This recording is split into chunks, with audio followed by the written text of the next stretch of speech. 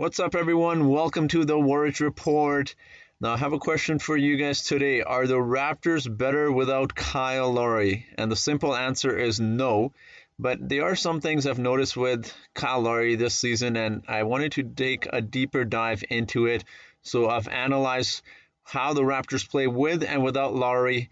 And before we do that, guys, I'm just starting out my channel, so if you could show some support and subscribe, that would mean a lot. You get a lot of Raptors content on here. You get post-game analysis, so please subscribe and help this channel grow.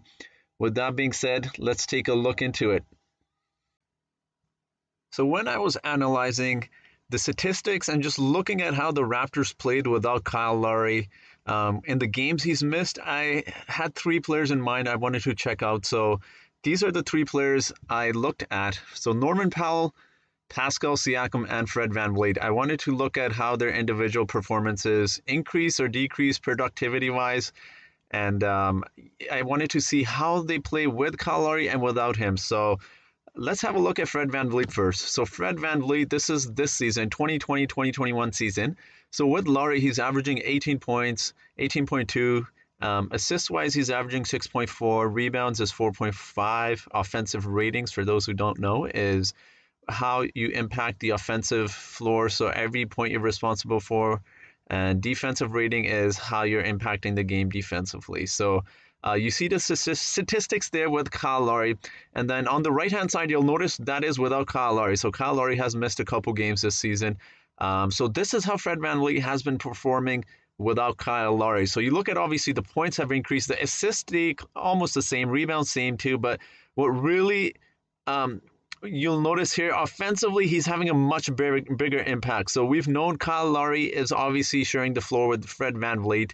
And he obviously, when you're playing with another point guard, you're not going to be putting up the same numbers. But you notice the huge offensive rating that takes a jump without Kyle Lowry. So Fred VanVleet, when he's the main point guard out there, you notice that jump. And not only that, what really is troublesome is the defensive rating. So defensive aspect goes from 112 to 105, which is a little surprising because we know how important Kyle Lowry is to the team and defensively. So I want to look at a few other players here before I get into that. So Pascal Siakam, so he's averaging 19.4 and 7.5, 103 offensive rating. Defensive rating was 115 with Kyle Lowry. Without Kyle Lowry, again, he's only played 2 games without Kyle Lowry.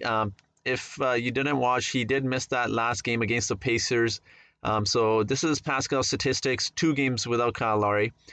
He scored 16 points. His assists make a huge jump, though he's definitely contributing a lot assist-wise. Rebounds take a huge jump as well. And then you look at the offensive rating again. He's definitely having a bigger impact offensively. It goes from 103 to 136. And even the defense, again, which is surprising because it goes from 115 to 105. So Pascal's playing a lot better without Kyle Lowry on the floor. And Norman Powell, as we know, he is just amazing when he's in the starting lineup. So his points take a huge jump. Assists, he's not averaging many assists as it is. And rebounding, he's not known for. Again, same thing. Offensive rebounding, though, is absolutely huge. So it goes from 89 all the way to 139 without Kyle Lowry. And you look at the defensive rating, it goes from 113 to 107. So this is a question which, again, we have all been asking ourselves, especially since that Boston Celtics series, is having a little backcourt really hurting us? And again, these are the numbers without Lowry. Personally, I've noticed when Lowry's on the bench, sometimes the Raptors do make a bigger run and they're getting more stops. So do I suggest that we trade Lowry? I don't know. I'll let you be the judge, but it is something to definitely consider. And then when you look at this year's record for the Toronto Raptors, so, well, Tampa Raptors, but I still like to call them Toronto. So without Lowry, they're 4-9. They're producing 109 points per game, and they're allowing 110. And then without Kyle Lowry, they're actually 3-0. Offensively, look at it. Offensively, we're producing 117 points and only allowing opponents to score 102 points. So that's a huge jump there. That's 8 less points we're allowing the other teams to score. Defensively, we get a lot better. It's kind of surprising, actually. Again, it may be due to the fact that we have a little backcourt. I don't know the exact reason, but this is a little shocking. I mean, And then I wanted to dig in deeper because, again, 3 games without Kyle Lowry is not a huge sample size. So I went back to last season and looked at our record from the previous season with Lowry and without Lowry, and this is what you got here. So again, 42 and 17. We know Kyle Lowry is a huge part of our team, but you look at the statistics again here. Without Kyle Lowry, we're 10 and 2.